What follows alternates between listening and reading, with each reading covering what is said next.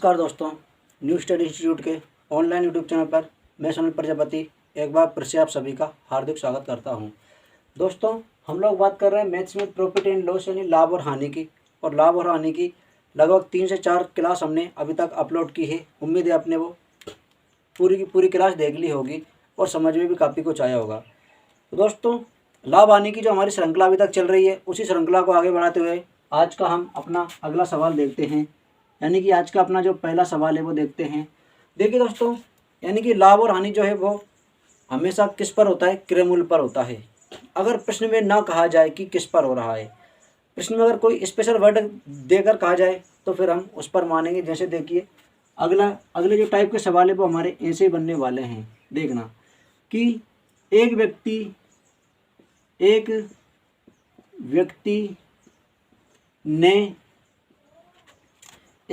ने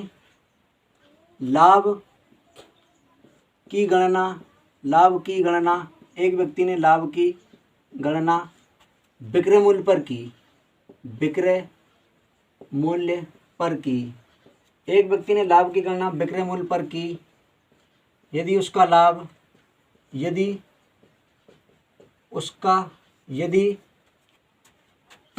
लाभ प्रतिशत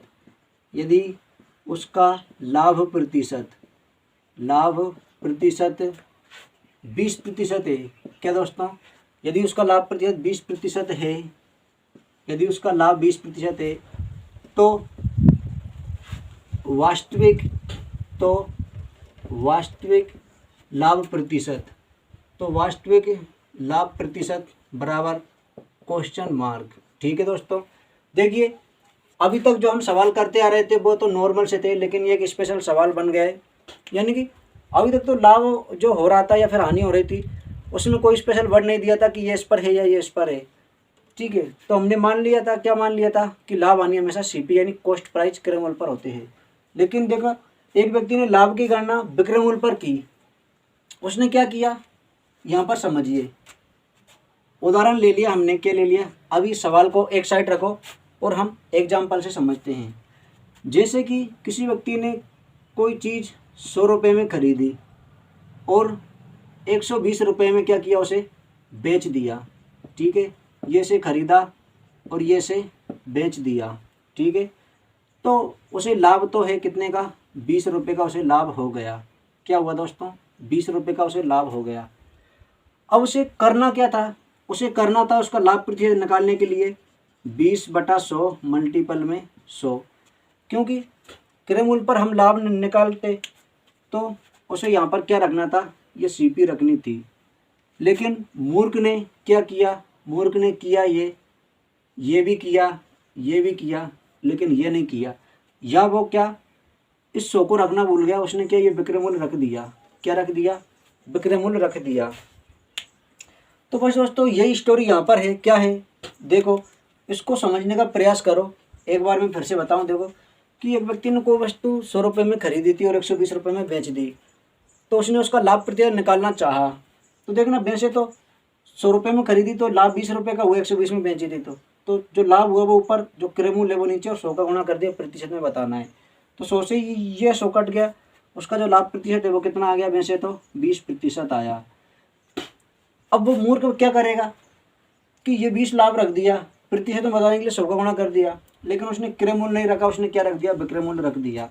तो जब इससे इसको काटा तो ये 6 बार में कट गया और 1/6 यानी कितना आएगा? फिर आया ये 16 सही 2/3% का लाभ आया। ठीक है, ये लाभ कब आया? जब उसकी गणना विक्रय मूल्य पर की तब। और ये कब आया? जब उसकी गणना एक्चुअली में क्रय मूल्य पर की तब।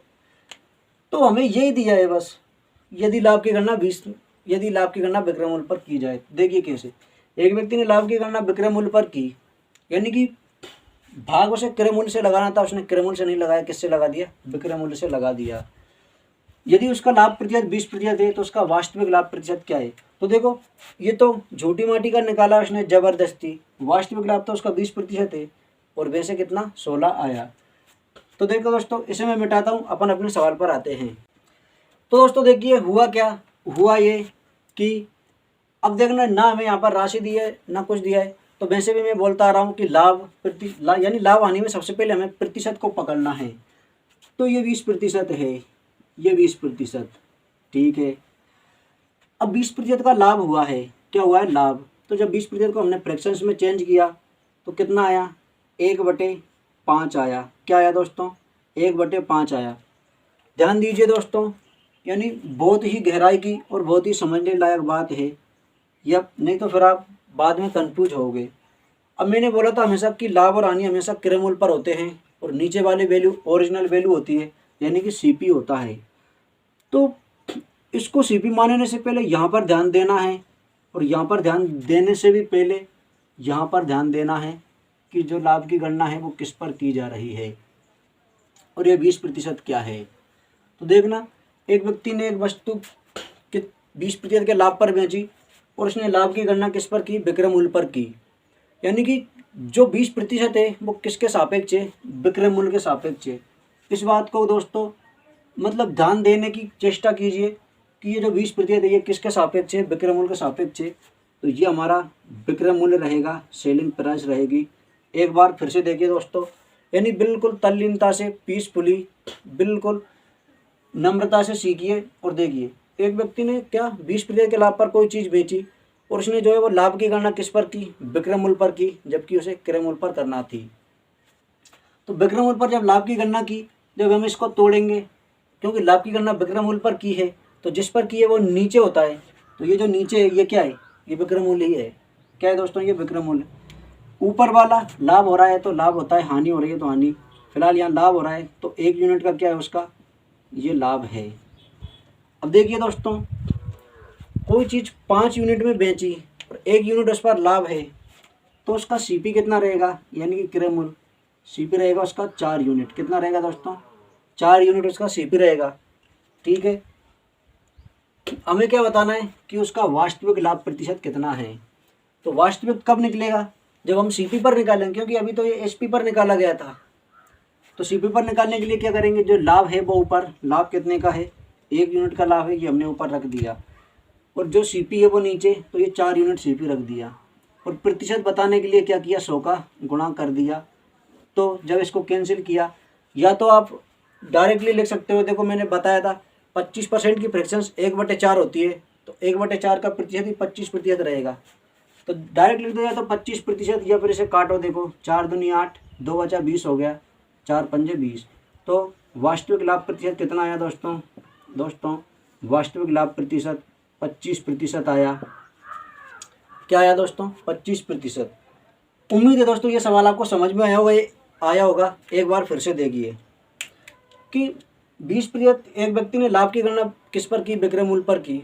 तो जिस पर की ना, अब जो लाभ या हानि रहेगा वो विक्रय मूल्य के ऊपर ही रहेगा, यानी जिसके ऊपर गणना होती है उसके ऊपर रहता है। तो ये जो इसके ऊपर है, यानी जिसके ऊपर ये है, जिसके ऊपर है वो विक्रय मूल्य है, ठीक है दोस्तों। फिर जब 5 यूनिट उसका विक्रय मूल्य है, 1 यूनिट उसका लाभ है, तो सीपी कितना आया, 4 यूनिट। जब हमने वास्तविक लाभ प्रतिशत निकाला तो वास्तविक निकालने के लिए हमें यहाँ किसका भाग देना होगा, 4 का। 1/4 लिखा तो कितना आया, 25% उसका वास्तविक लाभ प्रतिशत है। तो दोस्तों अगली स्क्रीन पर, यानी इसी सवाल में थोड़ा बहुत चेंजेस करते हुए अगली स्क्रीन पर अगला सवाल देखते हैं। तो देखिए दोस्तों, अगला सवाल है कि एक व्यक्ति ने लाभ की गणना विक्रय मूल्य पर की, यदि उसका लाभ 30% है। क्या दोस्तों, यदि उसका लाभ 30% है तो वास्तविक लाभ कितना होगा। क्या दोस्तों, वास्तविक लाभ कितना होगा। अब देखिए दोस्तों, समझाने के लिए बेसिक तो मैंने आपको बता दिया, अब अपन यानी कि थोड़ा और एडवांस कैसे करते हैं वैसा करने की कोशिश करते हैं। तो देखना, सबसे पहले क्या करेंगे कि अब लाभ की गणना उसने किस पर की है, विक्रय मूल्य पर। तो जो लाभ होगा वो किसके ऊपर होगा, विक्रय मूल्य के, यानी कि नीचे क्या आएगा, विक्रय मूल्य नीचे आने वाला है। तो 30% की फ्रैक्शन क्या बनेगी, 30% की फ्रैक्शंस बनेगी दोस्तों कितनी, 3/10। कितनी बन जाएगी, 3/10। कैसे बनेगी, जब प्रतिशत हटेगा बटे में 100 लगेगा। देखो कैसे, ये 30% हटाया, बटे में 100 लगा दिया, ये 0 से ये 0 कैंसिल, तो क्या बचा हमारे पास 3/10 बचा, ठीक है दोस्तों। अब क्या करेंगे हम, लाभ की गणना उसने किस पर की है, विक्रय मूल्य पर की है। तो लाभ जो है वो किसके ऊपर होगा, विक्रय मूल्य के। तो ये विक्रय मूल्य और ये हमारा लाभ। क्या दोस्तों, ये हमारा लाभ। 10 यूनिट उसका विक्रय मूल्य है, 3 यूनिट उसका लाभ है। तो जो सीपी है, कॉस्ट प्राइस, वो कितना है, वो है दोस्तों 7 यूनिट। कितना है, 7 यूनिट। अब क्या करेंगे, हम वास्तविक लाभ प्रतिशत निकालेंगे। तो जो लाभ है वो ऊपर और जो सीपी है वो नीचे, और किसका प्रतिशत में बताना है तो 100 का हमने गुणा कर दिया। अब देखना, ये आवाज़ और 100 में किसी इस 7 का भाग जाता नहीं है, तो पहले 3 का गुणा 100 से किया तो ये 300, फिर उसमें 7 का भाग लगाया तो देखना कितनी बार जाएगा दोस्तों, 7 से 30 तक गए तो 4 बार में 28, 2 बचा 20, फिर 2 बार में 14 और 6 बचा, और ये बटे में 7, यानी कि इसे और नीचे लिख दूँ मैं, कितना आया 42 सही 6/7% उसका वास्तविक लाभ प्रतिशत है। अगर वो उस लाभ प्रतिशत की गणना किस पर, क्रय मूल्य पर करे तो उसका वास्तविक लाभ प्रतिशत कितना है दोस्तों, 42 सही 6/7 उसका वास्तविक लाभ प्रतिशत आएगा। ठीक है दोस्तों, उम्मीद है अब आपको पूरा समझ में आ गया होगा। अगला सवाल अब हम हानि का लेकर देखते हैं अगली स्क्रीन पर, कि हानि को लेकर अगर बने तो फिर वो कैसे करना है।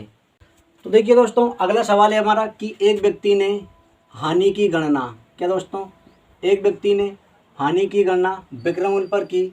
यदि उसकी हानि, यदि उसकी, अब लाभ ना लेके यहाँ हानि लिखना पड़ेगा, यदि उसकी हानि कितनी मान लें 40% है, यदि उसकी हानि 40% है तो वास्तविक हानि प्रतिशत ज्ञात कीजिए।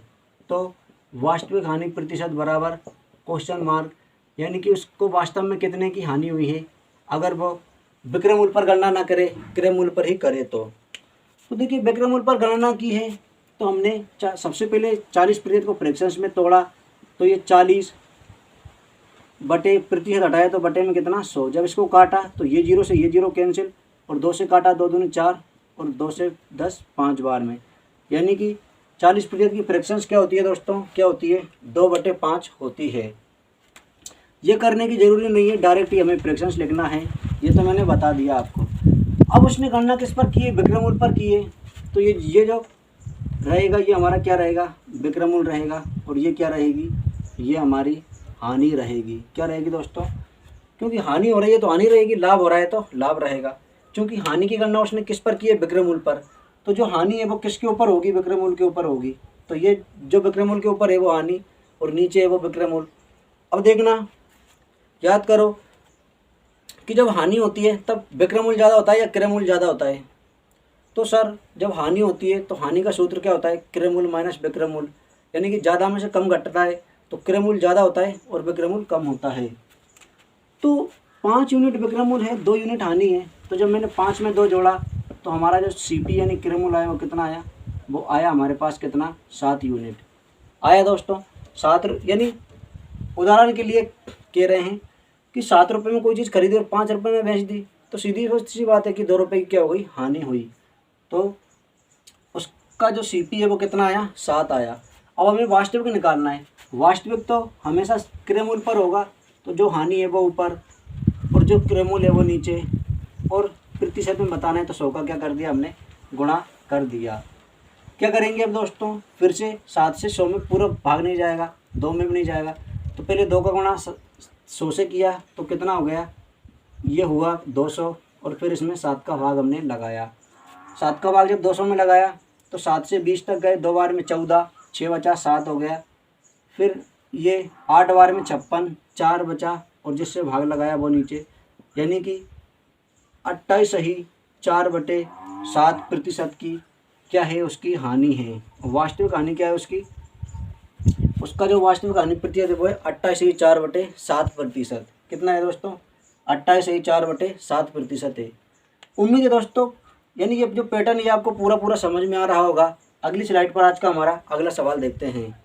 तो देखिए दोस्तों, आज का हमारा अगला सवाल है कि एक व्यक्ति ने हानि की गणना विक्रय मूल्य पर की। यदि उसकी हानि, इस बार कितना ले लें, देखिए इस बार ले लिया हमने 25%। यदि उसकी हानि 25% है, 25% है, तो वास्तविक हानि प्रतिशत ज्ञात कीजिए। अब देखना दोस्तों, बहुत हो गया, यानी डिटेल में या फिर एक्सप्लेनेशन में अब डायरेक्ट करने की कोशिश करते हैं। तो 25% की फ्रैक्शंस क्या होती है, 1/4 होती है। किस पर हुआ है, विक्रय मूल्य पर, तो ये हमारा विक्रय मूल्य है, और हानि हो रही है तो ये हमारी हानि है। क्या है दोस्तों, हानि। अब देखना, हानि होती है तो क्रय मूल्य ज़्यादा होता है, तो इसको इसमें जोड़ना पड़ेगा। जब यार हमारा क्रय मूल्य आएगा तो सीपी कितना आया, हमारा 5 यूनिट आया सीपी। ठीक है दोस्तों, अब हमें वास्तविक हानि प्रतिशत निकालना है तो जो हानि है वो ऊपर और जो हमारा CPI है वो नीचे, और प्रतिशत में बताने के लिए 100 का गुणा कर दिया। 1/5 का प्रतिशत याद है तो डायरेक्ट लिख दो, या फिर काट लो। हमें पता है 20% की फ्रैक्शन से 1/5 होती है, तो इसका आंसर क्या आएगा, इसका आंसर 20% आएगा। या फिर काटो, देखो 5 से 1 बार 2 बार और ये 0 का 0, तो कितना आया दोस्तों, 20% उसकी वास्तविक हानि है। अगर वो हानि की गणना CP पर करे तो, अगर SP पर करेगा तो कितना, 25% हो जाएगा। ठीक है दोस्तों, उम्मीद है ये पैटर्न आपको समझ में आ गया होगा। तो दोस्तों आज के लिए इतना ही। ये वीडियो आपको हमारी कैसी लगी, वीडियो अगर आपको पसंद आई हो तो वीडियो को लाइक करें, चैनल पर नए हो तो चैनल को सब्सक्राइब करें और अपने दोस्तों के साथ शेयर करें। दोस्तों कुछ समस्या के कारण अब क्लास आगे नहीं बढ़ पा रही है, इसलिए अब हम अपनी अगली वीडियो में मिलेंगे। तब तक के लिए thank you, take care, bye bye.